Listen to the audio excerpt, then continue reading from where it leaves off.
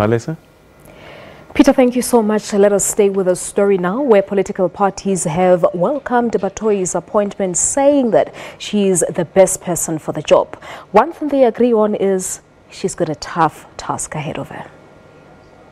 We believe that she is the right person to turn around the NPA, given the demands from the public, from ourselves in Parliament, that we need to address the high levels of crime, the issues of state capture and the high levels of corruption in our nation. She will have to prove that she is not just dancing to the cue of the government. She herself said in the interviews that she wants to restore the confidence of the public in the National Prosecuting Authority. To do that, she will have to prove that she is not dancing to that cue. We are happy as the IFP, firstly because this is a woman, and not just any woman for the sake of gender equity, but this is a woman of substance.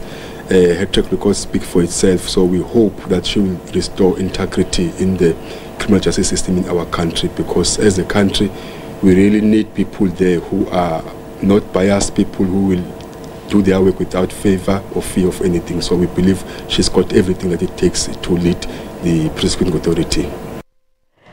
All right, let's continue with our reaction to the appointment of Advocate Batohi. We're now joined on the line by Popcru's spokesperson, Richard Mamabolo. Richard, good afternoon to you. Thank you so much for joining us here on SA Today. Your reaction as Popcru to Advocate Batohi's appointment? Good afternoon. We do welcome the appointment, but also welcome the process leading towards the appointment. It was actually credible and transparent. Well, she's not new in the game. I think she served in the ICC since 2009, and of course, she was part of a high-level team appointed by the late President Mandela back in '95. So we think that she's got some form of experience, and we just hope that this is a new era where, after almost over 10 years, we finally have a credible NPA, and of course, the most important thing for us would be to regain people's trust in the institutions of government. So we also view the fact that if we go on without necessarily looking into the independence of the NPA, especially in the fact that they get their budget from the SAPS, that might obviously create more problems for her. But with regards to her prosecuting, we are quite happy that she will do a good job.